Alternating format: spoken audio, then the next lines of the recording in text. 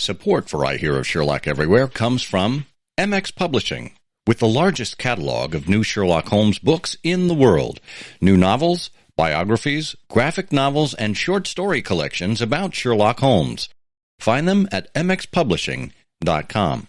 And listeners like you who support us on Patreon or Substack, sign up for exclusive benefits at patreon.com/IHearOfSherlock or IHearOfSherlock.substack.com. I Hear of Sherlock Everywhere, episode 316, The Sherlock Holmes Pub. I hear of Sherlock everywhere since you became strong enough. In a world where it's always 1895, it's I Hear of Sherlock Everywhere, a podcast for devotees of Mr. Sherlock Holmes, the world's first unofficial consulting detective. I've heard of you before.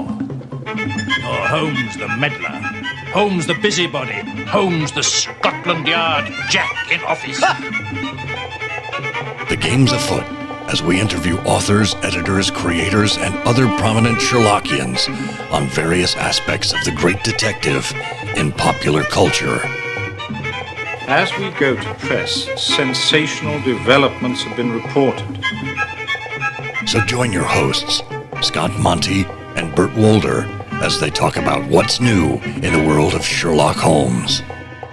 You couldn't have come at a better time! I'm Bill Curtis. This is I Hear of Sherlock Everywhere. Now, here are your hosts, Scott Monty and Bert Wolder. Oh, thank you very much, Mr. Bill Curtis, and welcome everyone to I Hear of Sherlock Everywhere, the first podcast for Sherlock Holmes devotees, where it's always 1895. I'm Scott Monty. I'm Bert Wolder. And Bert, are you about ready to head off to the pub? Bill Curtis is there already, drawing his initials again and again on a beer coaster. Wow, that's lovely. But, you know, at this time of the day, it's a little early to be going to the pub, don't you think? Tell Bill that. It's the pub's fault for serving breakfast sandwiches. Yes, there you go. Oh, no, it's always a great time to go to the Sherlock Holmes Pub, located in the heart of London. It's been around for longer than this show, that's for sure. It is something that is known as, a great place for the locals. It's also a great place for tourists, for the visiting Sherlockians. It has become one of the destinations that you must go to for a variety of reasons. But we, in our grand luck with this show, happen to have a couple of individuals who are responsible for the upkeep and maintenance of the 221B Baker Street sitting room inside the Sherlock Holmes Pub. Roger Johnson and Jean Upton.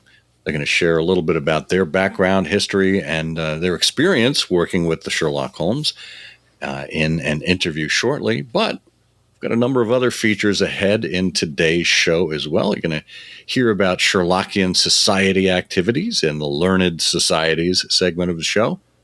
Madeline Quinones is back with another installment in A Chance of Listening, her review of various Sherlockian podcasts from across the space. And, of course, stay tuned. You won't want to miss the canonical couplet, Sherlock Holmes quiz, where we give you 2 lines of poetry and ask you to identify which of the 60 stories it came from. We will be announcing the winner of the last episode's couplet because they will be getting the Lego Sherlock Holmes Book Nook. Bum, bum, bum. Yeah, I want to stay tuned for that. Lots of that ahead. And don't forget, you can support the show by becoming a Patreon patron at patreon.com/IHearOfSherlock or a supporter on Substack at IHearOfSherlock.substack.com.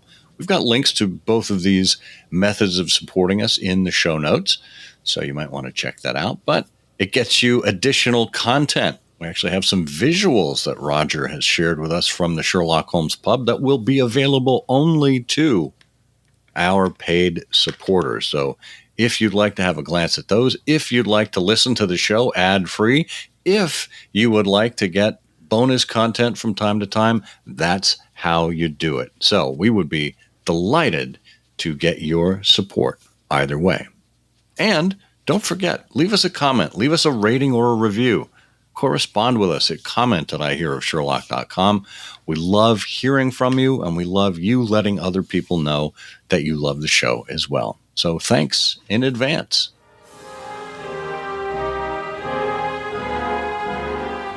Well, you know that stately tune. That's right. It is time for the Learned Societies, where we tell you about Sherlockian society activities taken from the Sherlockian calendar at Sherlockiancalendar.com. That is run by Ron Fish, member of the Baker Street Irregulars. If you have an event that you would like to see added to the Sherlockian calendar, just get in touch with Ron.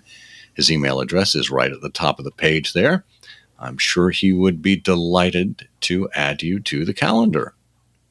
So last time we were here, Bert, I think we left off halfway through the month of September, so we're picking up on September 16th now. Yes, and where does that land us? Terrified. I'm terrified because on September 16, the Sherlock Holmes Society of the Cape Fear will be holding a virtual meeting where people will be shivering all on their phones and computers, and Tom Campbell is the contact for that. And you can find out more at SherlockHolmesSociety.com. Well, that's a great URL. No mention as to whether the meetings culminate on a houseboat going down the river, do they? No. Oh, good. Well, on September 20th, the Norwegian Explorers have a virtual meeting. It's their study group. Tom Gottwalt is the contact there. You can find out more at norwegianexplorers.org. And you can have lunch on September 20th in Nashville, Tennessee, with the Nashville Scholars of the Three-Pipe Problem. Jeff Stewart is the contact, and their website is nashvillescholars.com. And if you can't be in Nashville for lunch on the 20th, well, you can be in Bethesda, Maryland on the 20th. The Red Circle of Washington, D.C. is holding their lunch meeting. Peter Blau, of course, runs that august group. They're at redcircledc.org. And boy, if you're weary on the 20th of September, but all of these events, you can relax in Cincinnati at the Tankerville Club. Their animated film festival is happening on September 20 in Cincinnati, and Dan Andriaco is your contact there. On the next day, September 21st, the Sound of the Baskervilles is hosting a virtual meeting. David Haugen is your contact at soundofthebaskervilles.com. And then off to Madison, Wisconsin on September 21st for the Notorious Canary Trainers. An in-person meeting, Glenn Link is your contact there. And also, final event on the 21st, if you happen to be in the Northeast, make your way up to Keene, New Hampshire for the Monadnock Sherlockians. Our friend Anna Behrens runs that group. Her contact information is there. And I might add, late September is a delightful time to be heading to northern New England because the colors will already be starting to peak. And 24th of September, Monroe Township, New Jersey, Paul Hartnett's Middlesex Constabulary has their regular meeting. And if you would like to be part of the Afghanistan Perceivers virtual meeting, they are going to be meeting on September 25th, and they are tulsa-sherlock.org. Brian Wilson is the contact there. 26th of September, too, in Baltimore, the Six Napoleons is having their dinner meeting, and this is actually part of a sequence of events over the next day or so that tickle around like dominoes. So in a minute, we'll be telling you more about what happens the next day. But Baltimore, Maryland, Greg Ruby, and you can find out the details of the Six Napoleons dinner meeting at SherlockBaltimore.com. Also on the 26th, if you are in St. Charles, Missouri or thereabouts, the Harpooners of the Sea Unicorn are hosting a meeting. Jonathan Basford is your contact there at harpooners.wordpress.com. And September 27th, beautiful Royal Oak, Michigan. Regina Stinson is holding a field trip for the Ribston Pippins. And you can find their website at ribston-pippins.com. All right. And as you promised, back in Baltimore the next day on September 27th, there's going to be a lunch meeting of the Sherlockians of Baltimore following that Six Napoleons meeting the night before. Greg Ruby and SherlockBaltimore.com are where you can find out more information. And last in September on the 27th in Chicago, Illinois, Tourists International is going to be meeting, and that your contact there is Jonathan Schimberg, and their website is touristinternational.org. And there may be even a speaker you've heard of going to right. that particular meeting. I will be there talking about the past, present, and future of Sherlock Holmes. I can't wait to hear what I'm going to say. Oh, me neither. Wow. It's all in the future, friends. Well, if you would like to add your group to this list or simply browse through all the offerings, just go to SherlockianCalendar.com and inform the world, share the wealth with all of these wonderful events that are going on all around North America.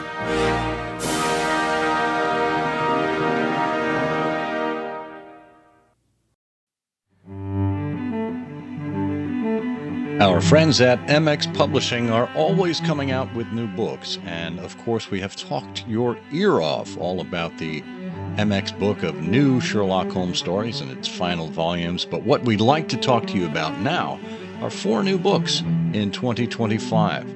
There's Sherlock Holmes and the Adventure of the Black Pharaoh by J.M. Reinbold. Sherlock Holmes Takes the Case, 8 Tales of Mystery and Intrigue by David McGregor. 221B on Her Majesty's Secret Service by Mark D. Ellis, and The Hidden Enquiries of Sherlock Holmes by Arthur Hall. All 4 of these books are exciting adventures in the pastiche style, taking you through various locations and various time settings in the Sherlockian universe. Pick any one of them, pick all 4, it doesn't matter. You're going to have a good time as you read some of these new books that are available from MX Publishing. And just as a reminder, MX offers Audible books as well as paperback and hardbound, and ebooks. So pick your format and get these books in whichever you choose. All available at mxpublishing.com.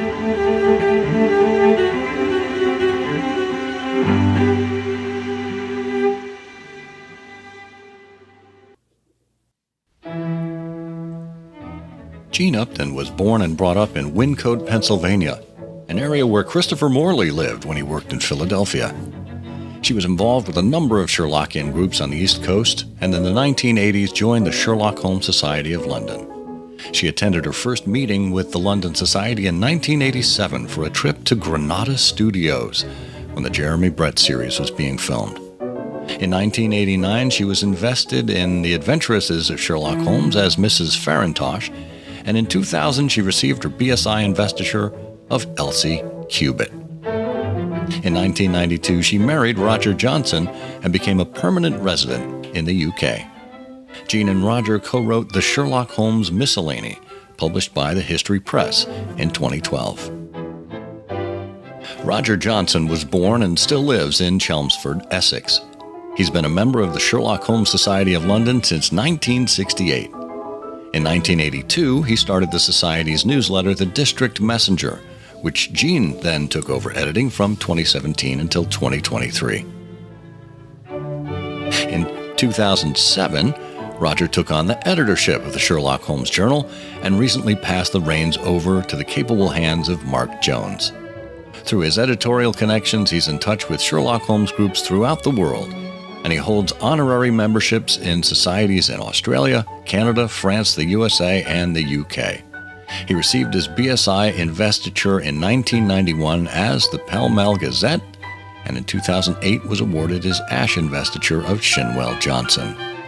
For over 30 years, Jean and Roger have both contributed to or appeared in numerous television documentaries related to Sherlock Holmes and Arthur Conan Doyle. Their most recent appearance was on the popular TV series The Yorkshire Auction House in an episode entitled Elementary, My Dear Angus. Roger and Jean, welcome to I Hear of Sherlock Everywhere. Thank you very much. Now, I have to say, the two of you are fixtures in the Holmesian environment. Ornaments, I would say ornaments, not fixtures. Well, fixtures are things like faucets. They're ornamental fixtures. How's that? I don't think anyone's described me as an ornament before. It's hard to imagine the Sherlockian world without you. Both of you have contributed so much, as we just heard in the introduction there. But we want to get back to the beginnings with you in this conversation. So why don't we start where we start with all of our guests and ask you where you first met Sherlock Holmes. Jean, you want to take that first? Oh, gosh. Well, in my case, growing up in the United States, from a very early age, I had already encountered Sherlock Holmes through the Basil Rathbone films being shown on television. And I think there were some cartoons, probably Warner Brothers cartoons, that had a Sherlock Holmes figure in them. So I was already familiar with the character and the concept. And then when I was about 6 years old, I, in a very quick sequence, went through all the major childhood illnesses and had to be confined to my bedroom for quite a long time. So I read through all the children's books that I had and then started on the others that I hadn't. And one of them was The Adventures and Memoirs of Sherlock Holmes. And it says rather a lot about Conan Doyle's writing, that despite the fact that this was not an illustrated book, and I was only 6 years old, remember, I carried on and read through every single story. So that was really my first introduction to the character proper as Conan Doyle wrote it. Impressive. Wow. And what about you, Roger? Well, I was aware of Sherlock Holmes as a concept from early on, mainly, I guess, from cartoons, from caricatures, humorous use of the character.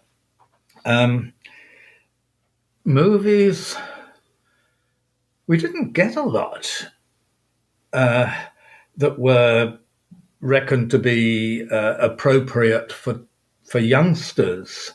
But you had the radio series. We had the radio series, yes, with Carlton Hobbs and Norman Shelley, which I absolutely loved. But I didn't start reading the books, I think, till I was about 10 or 11. Might have been a little earlier, because our public libraries classed them as adult reading. And I'd have had to be, 10 or 11 to join the adult section of the public library. But once I got stuck in, I really loved it all. Just trying to think. I honestly cannot remember, because I have known of Sherlock Holmes in some detail for, well, it seems, since I was in the cradle, which really isn't quite true. Well, of course, your mother was a teacher, so you might have heard of Sherlock Holmes through her. Oh, very likely. But, I was a reader from the age of, 3. Jean and I both were early readers. Yeah, I was reading fluently by the age of 4. Yeah, Wow. Same here. Wow.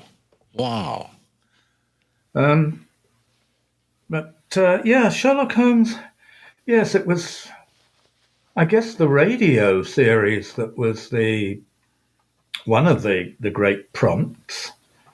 That's And marvelous. when I was able to borrow the books from the public library, I just reveled in them. That's wonderful. And it's interesting that you both describe a world of Sherlock Holmes in the entertainment industry, whether it's films, cartoons, etc., and then radio, certainly. So much of our visual and audio imagination is already colored by the time that we get to the books. But the books themselves open up a whole new universe. And, well, as you both know, it opens us up to a universe of other people who are interested in Sherlock Holmes. Absolutely. And so that's why I think we want to get this for the record, because the two of you are one of the most long-standing Sherlockian couples out there. How did the two of you first meet and discover your mutual love of Sherlock Holmes?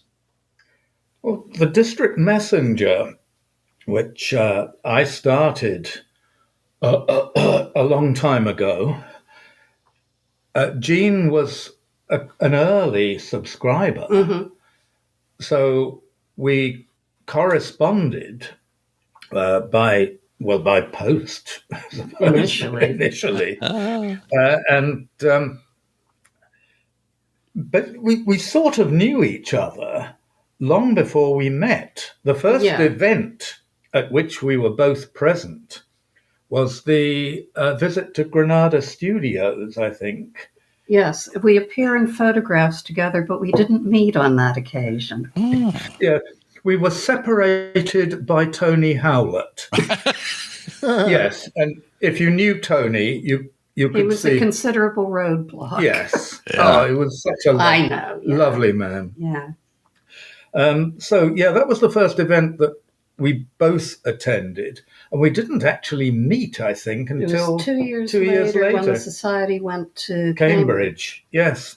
But I had started coming over to the UK, I guess it was 1987, The trip to Granada Studios was my first time. And so I sort of started planning my holiday each year around the activities of the society, because we usually will have a long weekend away somewhere. So that was my excuse to come over to England, do the thing with the society, and then I'd have the remainder of the week or so to myself. And as Roger says, we finally met face to face in Cambridge. Yes. Yeah. And we got on well together, I think, didn't we? Nah. And when did I come over? Well, you came over once we were engaged. You came over for Christmas, 1991. Yeah. To meet my family. That's right. Yeah. But we had, obviously, we'd met 2 or 3 times. Oh, yeah, before but then. over here. But over here, yes. But meeting in the States, and yes, as you say, with your family, and among the rather astonishing features of that event was receiving my investiture into the BSI. Yeah, the investiture was given to Roger at my house, which was the house where Christopher Morley had lived. So as far as I know, Roger's the only person who's had his investiture in a place where Christopher Morley had been. Yeah, bizarre. And Tom Sticks. Tom Sticks was unwell because he had just had surgery. So it was Bob Tomerlin who invested you. And a day or 2 later, we went to visit the Stickses. Yeah. Which was a delight. So Jean, how did you come to be living in the house where Christopher Morley had lived? It was a house that my parents purchased early in the 1950s.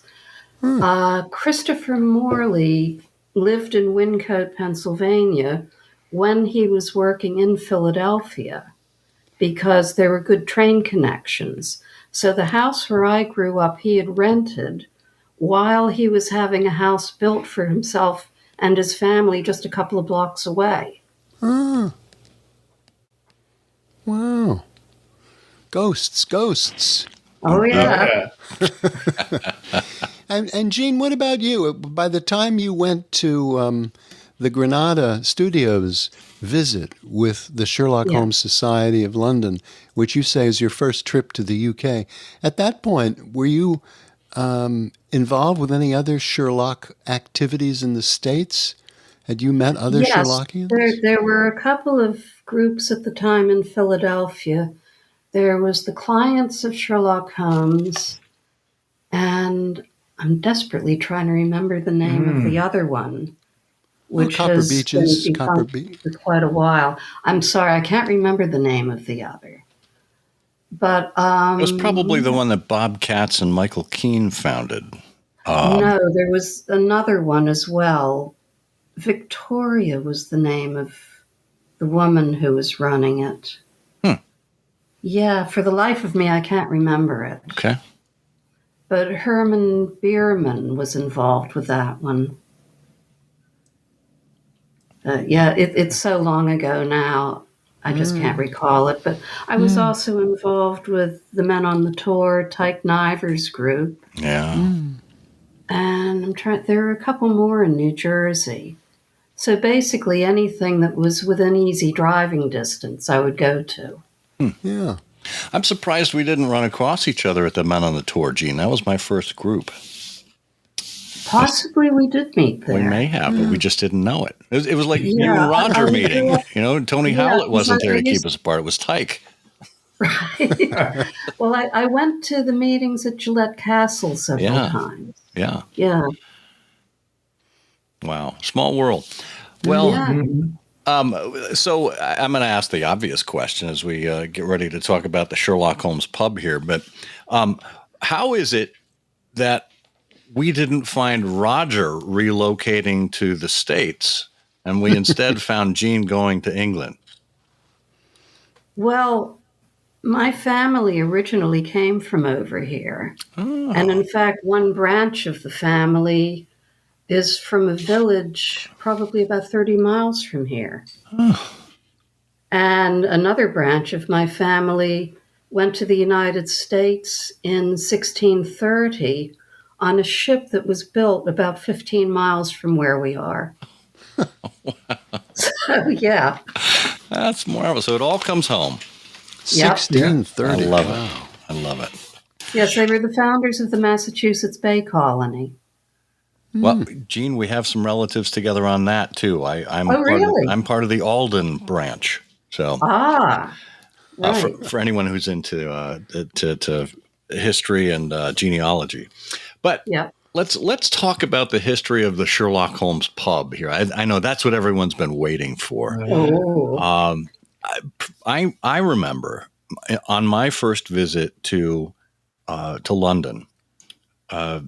221B Baker Street wasn't the tourist trap that it is now, although it obviously still existed. But the Sherlock Holmes Pub was one of the places that an interested Sherlockian from America had to visit. So how did the Sherlock Holmes Pub come to be in the first place, and what was it even before it was the Sherlock Holmes? Well, before it was the Sherlock Holmes, it was originally called the Northumberland Hotel.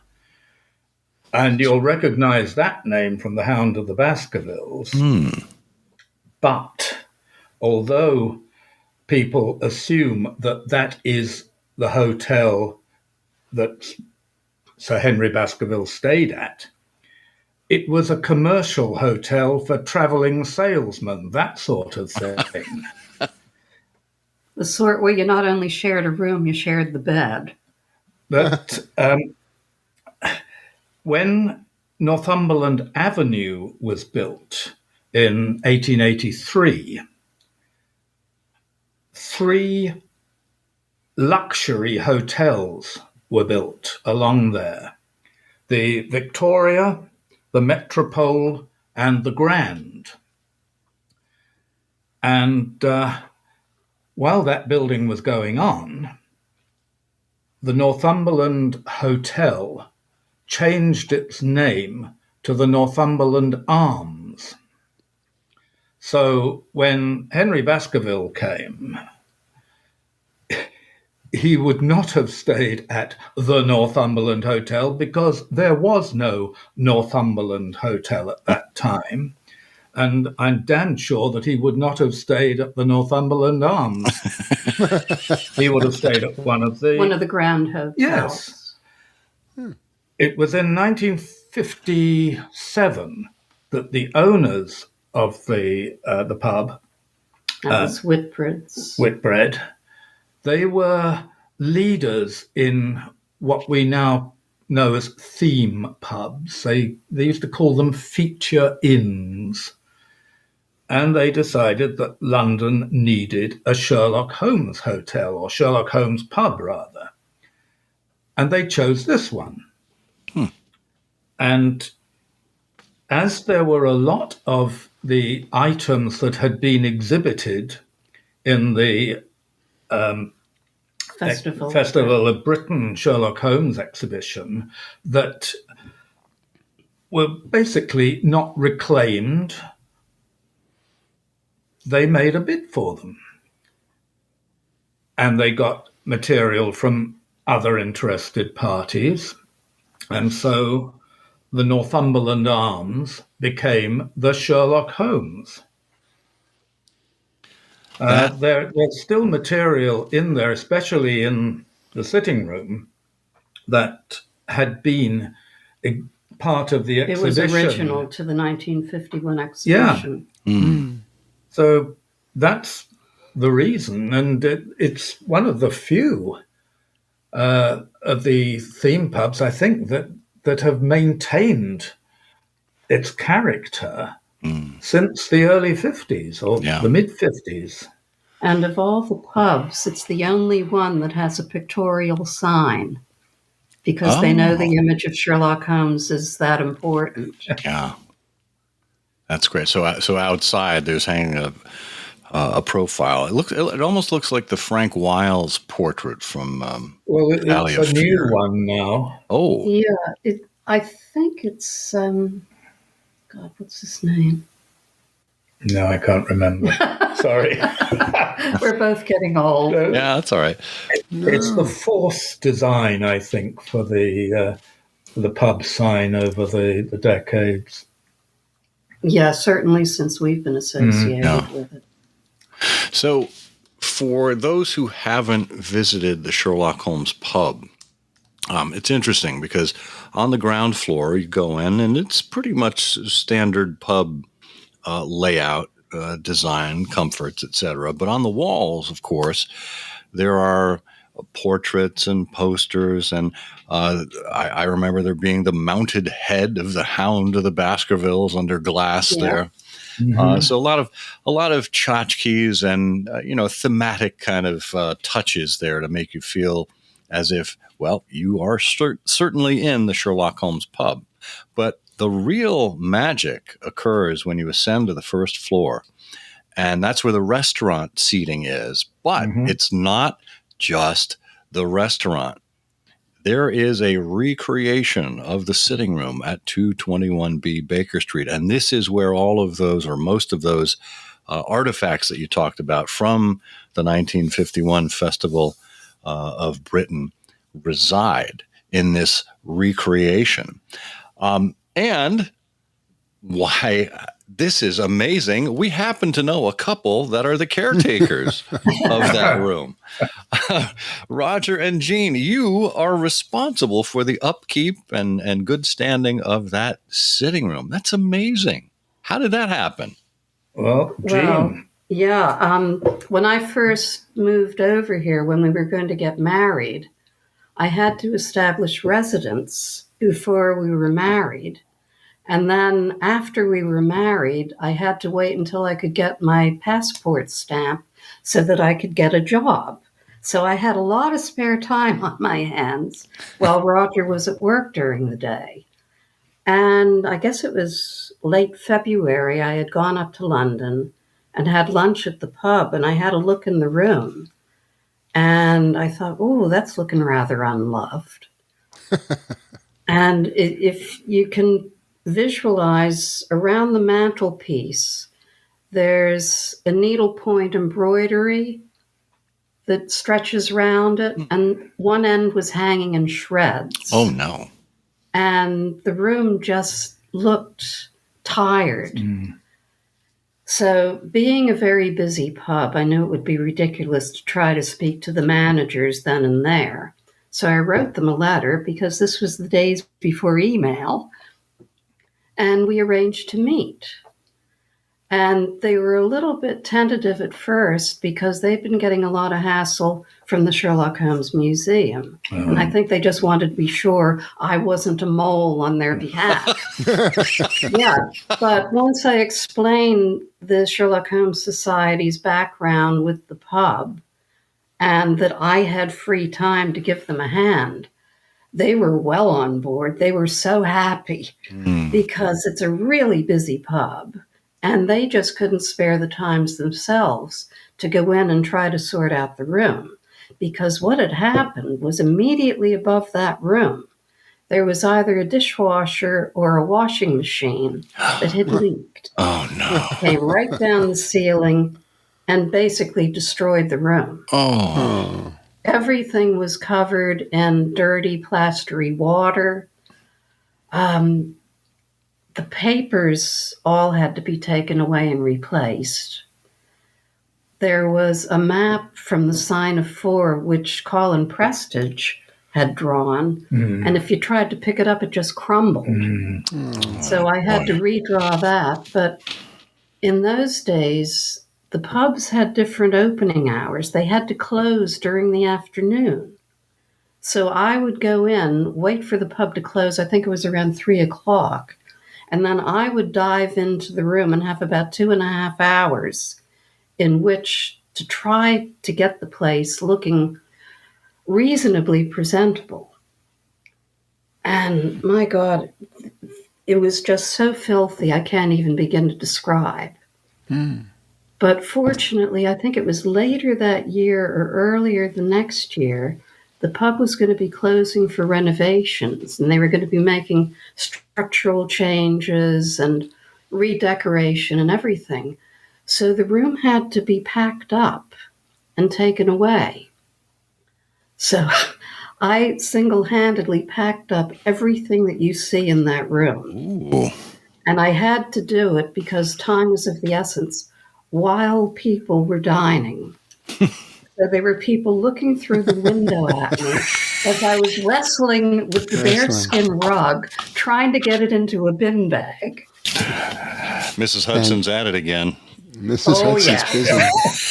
busy. So Jean, what year was this that you, just for our listeners, so that Well, Sherlock Holmes... It was 1992 when I first made the connection with the pub. And it's just carried on from there through different owners, different managers, different renovations. I've packed up that room, I think, 3 times now. Yeah. So that first period between the end of the Festival of Britain and you're getting connected to it and looking at what had happened in the room is a little more than 30 years then. Yeah. Wow. Yeah. I imagine, over the years, there would be members of staff who would go in there and maybe do a little bit of dusting, but I think I was the first to give it a really proper cleanup because it really was quite neglected. And you consider that some of the items in there were actually Victorian. So they were already 100 years old and very fragile. What did you find when you first went into the room that struck you as unusual or wonderful or I mean, beyond the things that crumbled when you touched them, and all the things that had been so damaged? Did you find any mementos that you really spoke to you? Well, there were so many little objects in there, and it was very strange to be handling them because when I was a very small child, I became aware of the pub through magazines. One of my mother's friends subscribed to foreign magazines, and I think we must have had Picture Post or something. So I had already seen pictures of it, and as a child, I thought, gosh, it would be wonderful to go see that. And then when I started visiting the pub, I used to think, wouldn't it be great to get in that room?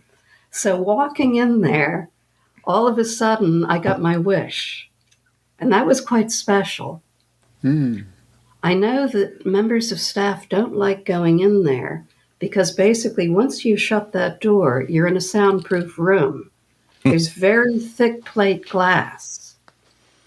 And there's no air circulation, so it's hot, it's dusty, and very dry.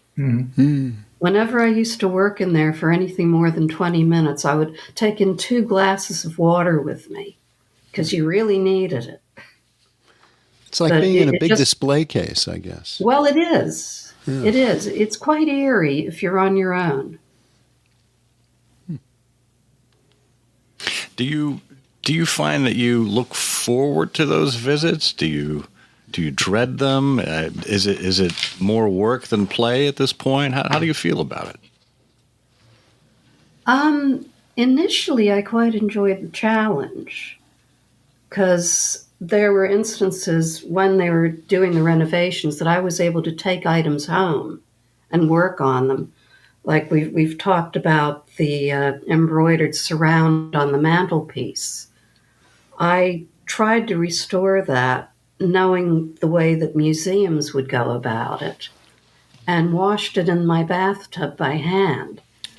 And the first wash, the water was so dark, you probably could have drawn it up into a pen and written your name on it. It was disgusting. But washed it thoroughly until the water ran clear, and we have photographs of it hanging out on our washing line. But that required a lot of restoration, partly because they had a real problem with moths in there. So I had to reconstruct quite a lot of it. And Sherlock Holmes's coat and deerstalker, the moths, well, there was a hole in the coat that I could have put my head through. And we've had to replace the dressing gowns several times because the dressing gowns were wool. So I was always keeping an eye out in charity shops to get something appropriate for the period. And I think we've replaced it 3 times now. But they've now sorted out the moth problem. Yeah. They also had trouble with mice in there. I was always finding dead mice. So that was a joy. Well, sure they were dead. It was too dry. Suicidal mice. Yeah. So, Jean, tell us a little bit about this most recent renovation. Now, over the years, Whitbread is no longer connected to the pub. I think it's Green King now. It's Green King now. Because how these things are managed in the UK and owned and operated. So, what was this most recent renovation? Well, they've basically redecorated the place, and they've done it really well. I have to say, whoever they had as their designer really did their homework, because we're still finding new things, all sorts of little Easter eggs almost, you'd call them. Like there's a little picture of the goose from the Blue Carbuncle, and it's just fun to keep looking for things. They took good care of the older stuff, but they were very happy just to leave the room to us to cope with. And it's rather good that they did that because there have been managers in the past, under different ownership, I will add, who used to rather indiscriminately allow people into the room to take photographs. And a lot of things are small enough to fit into pockets. Yeah. Oh, boy. And there was one particular manager, I think he was Australian, that the other staff absolutely despised for good reason. And we heard from former members of staff that he was selling stuff. Oh, And one of the items that disappeared rather unfortunately was a silver hypodermic case, Oh, boy. which had Conan Doyle's signature reproduced in engraving on it. Now, it hadn't belonged to Conan Doyle. I think this was something that someone had made up, but it was still quite irritating that, of all things, had to disappear. But the one item that really foxed us was when we walked in one day and the boxing gloves had gone. oh. How the hell do you sneak a pair of boxing gloves out? I don't know, but it took me about a year to find an appropriate pair to replace it. Oh. And they look great, but they're made for small hands, really small hands. But you wouldn't know that. Well, you just see them looking from a at them, of distance, course. so it yeah. doesn't matter. Yeah, but they are the real thing. Yeah. Well, that brings to mind the question about how frequently new items get added to the collection there, or replacement items, shall we say. I mean, obviously, we're not looking at newly manufactured things, although replicas, I would imagine, are partially the case. And how do you go about searching for those kinds of replacements? Well, Or we keep addition? our eyes out in secondhand shops, charity shops, but there are people who know that we look after the room, and they'll often give us things like period magazines. Who was it who did the box from The Dying Detective? Was it Denny Dobry who gave us that? I think it was. Yeah. So Yes. a lot of people will contribute items that we'll put in there, and if it's possible and they're visiting in London, we allow them to place the item in the room themselves. Oh, that's nice. It's always a pleasure to take really interested people into the room and keep an eye on them. Not that that's always necessary, obviously. But, yeah. I always have to warn them to watch out for the bearskin rug. Yeah. Because every damn time I go in there, and it doesn't matter the hundreds of times I've been in there, I always trip over it. Oh, no. I know. Yes, unfortunately. But, Well, that's got to be marvelous because, I mean, you both remember the first time that you entered that room and the feeling that you had. And now you have the opportunity to bring that same kind of wonder and joy to other people for the first time. it's a real privilege. Yeah, we're the only people who have had a key to that room Apart from the manager for more than 30 years now. Yeah, and I don't think any manager has had a key for that long. None of them stay that long. Well, yes. Poor what's her name? Sue. Sue. Her Yes. husband died. Yes, she carried on. She carried on for quite a long while. time, but yeah. So, I mean, there must be a time in the future at some point when the two of you will need to hang up your keys. Are you taking on apprentices, or how does this process work? Well, we're hoping to find someone who can take it on, preferably someone in or near London. So we're just keeping our ears to the ground at the moment. Yeah. Well, if folks would like to make a bid to I Hear of Sherlock Everywhere, we will gladly pass your name. Now, but no, this is a valid concern that, if we have absolutely. A listener, a Sherlockian, Holmesian, whatever you happen to call yourselves, that is local to London and that hears this and would like to get in touch with Roger and Jean, please get in touch with us and we will make the connection, because this is a heritage that is important to pass on. It's part of history. It's part of culture. It's become woven into the very fabric of London, just as Holmes himself did. Well, as far as we're aware, apart from Festival Hall, whoops. Oh. Sorry, we nearly lost you for a moment. It's okay. Apart from Festival Hall on the South Bank, I believe this is the only bit of the exhibition from 1951 that people can still go and see. Yeah. So Wow. historically, it is significant. And I have to say full marks to Green King, because they really understand the significance of this. Yeah. There are a lot of other companies that probably would have just stripped out the room because they could probably fit another 6 tables in there and make, 24 more covers for a meal. So, yeah, good on them for keeping it. Yeah. Well, let's hope they do for many, many years to come. Before we let you go, Roger and Jean, I do have to point out one thing near and dear to my heart. And Jean, you probably are aware of this because you painted a portrait of Arthur Conan Doyle that for a long time hung on the far wall of, I think it was over the fireplace, if I'm not mistaken. It was over the fireplace, yeah. I had my portrait on the wall opposite that for a few I years. remember it, You yes. did indeed. I posed as a young Sherlock Holmes when he first came down to London and had his rooms at Montague Street. David Hoole arranged that entire operation there, and it was probably one of the greatest honors of my Sherlockian career. Yes, I remember. You were holding a test tube or That's something, right. I think it was, yes. Yeah. Yeah, I remember that. Well, both pictures are still in the pub. Oh, dear. So Dean's portrait Has moved downstairs. is now downstairs. Lovely. That's good. It gets more prominent viewing. Well, Roger and Jean, any other words before we let you on your way? Well, can you think of anything?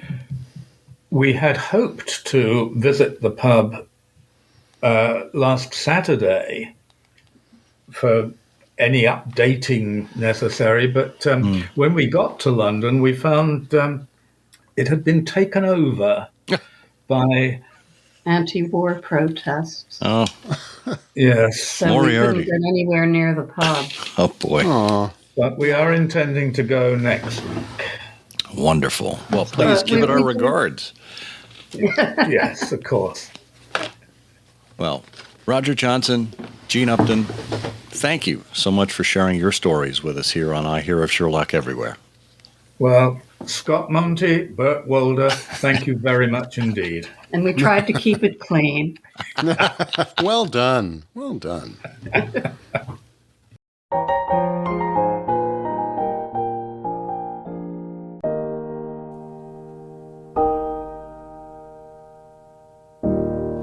You know, a lot of our discussions around the world of Sherlock Holmes and all of us, you know, who are so interested in keeping green the memory of the master, you know, tend to involve, in one way or another, how much of a labor of love this is. And talking about a labor of love, you know, is a great summation of what Roger and Jean have done. It's just extraordinary for 30 years, just out of a sense of commitment and honoring the recreation of the sitting room and the presentation and popularity of Sherlock Holmes and keeping that fresh and green. It's just been an extraordinary effort. And I'm so pleased we had the opportunity to talk with them and to, you know, point a small little spotlight on what they've done here, which is really just remarkable, particularly when you think of the thousands of people who have been through the pub since it opened, I think, in 1957. Yeah. And seen that display. It's just remarkable. It really is. And all it takes is someone with a passion, someone who kind of looks at something and says, hey, why isn't someone doing something about that? And who says, well, why can't that someone be me? You know, it could happen in any walk of life with really anything that you happen to be interested in. All you have to do is step forward and raise a hand. And more often than not, you'll find that the people that you interact with in those situations will say, yeah, sure, we love it. Go for it. And I can't wait to see how this grand tradition gets passed on to the next interested Sherlockian. Well, she had a brief hiatus, but God bless Madeline Quinones. She is back and ready for more with this installment. It's A Chance of Listening with your correspondent, Madeline Quinones. Hello, everyone. I'm Madeline Quinones, and today I'm here to talk about a podcast that slipped past my notice. That's been the thing about this segment. I think that I found every Sherlockian podcast out there, and then, oops, there's one from 2017 that I hadn't heard of before. The Coffee Klatch Crew podcast is a show run by a couple, Jason Pistorino and Christina Lomangino. Over the years, they've covered a lot of TV shows, and that includes BBC Sherlock, although it only includes the last season of Sherlock. Still, that makes it the fourth podcast I've found that discusses the show episode by episode. Sixth, actually, if you include the Baker Street Babes, which did do some episode discussions, and the Three Patch podcast. And I appreciate that. I think it's easy to forget now, sometimes, when we're closing in on a decade out from the last episode. But Sherlock really was a global phenomenon. Alongside Game of Thrones, it was one of the last shows on TV to be so widely watched, before streaming services got to be as huge as they are now. And, love it or hate it, that is really impressive for a Sherlock Holmes adaptation. So let's talk about highlights. The first episode is actually a recap of the entire show prior to the final season, and that's a fun listen.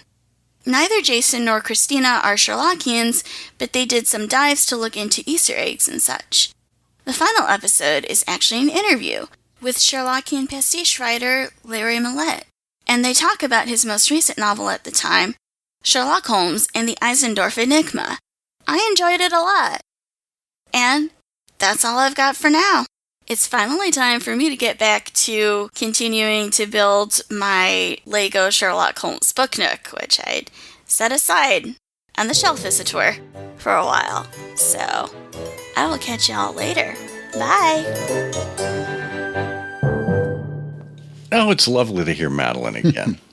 Yeah, and it's nice to hear that she's putting those bricks together. Yes, it is. And boy, that is completely on topic, too, because that, you recall, is the prize in last episode's canonical couplet. So why don't we get right to that? Yes, it's everyone's favorite Sherlockian quiz program, Canonical Couplet, and it's become especially popular when we give away a prize the size of the Lego Sherlock Holmes Book Nook.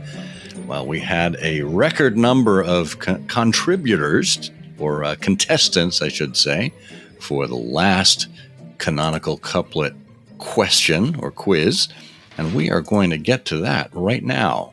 This is the clue we gave you. A figure at the window gave a fright that took a note from Holmes to set her right. Bert, do you know which Sherlock Holmes story we're talking about? Oh, yes. Yeah, that's a wonderful case. Convince me. It begins at the Diogenes Club when Mycroft is served an undercooked pudding. It's the case Professor Presbury called The Creeping Flan. Well, I love a good flan. I'm your biggest flan. Yes. I am. I'm appalled. I You're not can't appalled. You're a Scott Monty. Yes. Well, no, we were not looking for the flan. We were not looking for sticky toffee pudding. We were not even looking for Spotted Dick in this case. But where is he anyway? I have spotted Eric Deckers, and he has said, voila, I've solved it. It's the story of a soldier who disappeared right after high school and joined the military and then became a successful assassin who had become horribly disfigured. Returned to his hometown for a time and in time for his high school reunion, but stayed hidden because of his injuries. It's the story Watson called Grosse Pointe Blanched.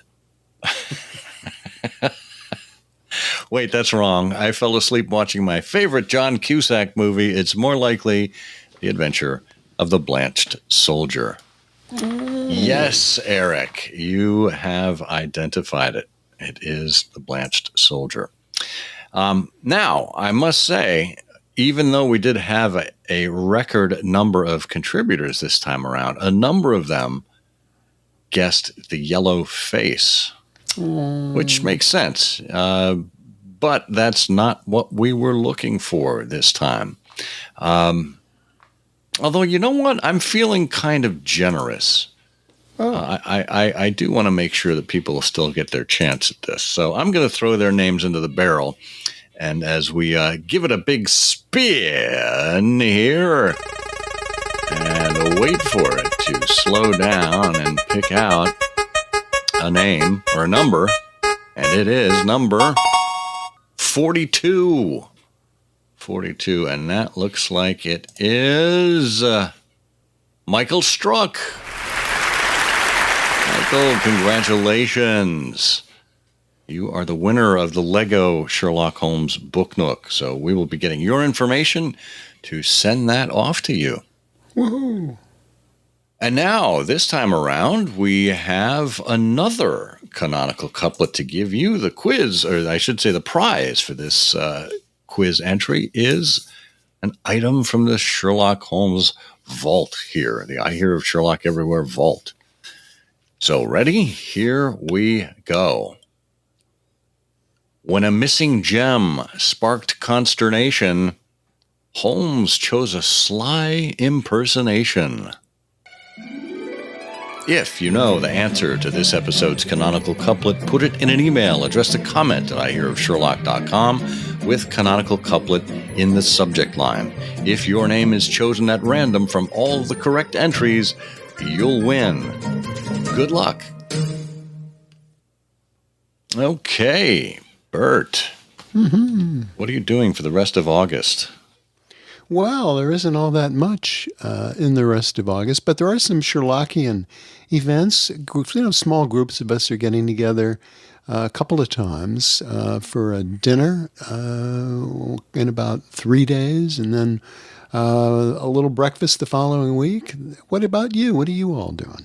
Well, it is largely academic here, moving one of my sons into his apartment up in East Lansing, Michigan.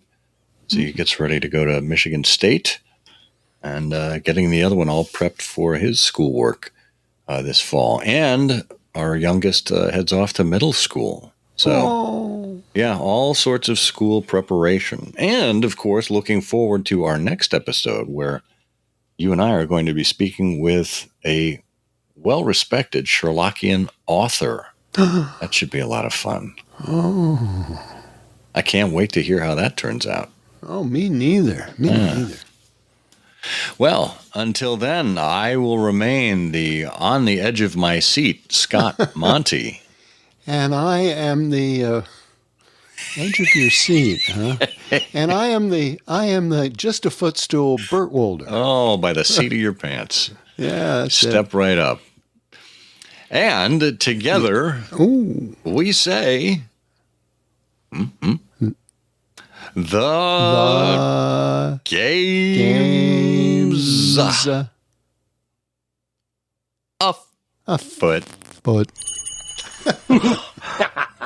The game's afoot. I'm afraid that in the pleasure of this conversation, I am neglecting business of importance, which awaits me elsewhere. Thank you for listening. Please be sure to join us again for the next episode of I Hear of Sherlock Everywhere, the first podcast dedicated to Sherlock Holmes. Goodbye, and good luck, and believe me to be, my dear fellow, very sincerely yours, Sherlock Holmes.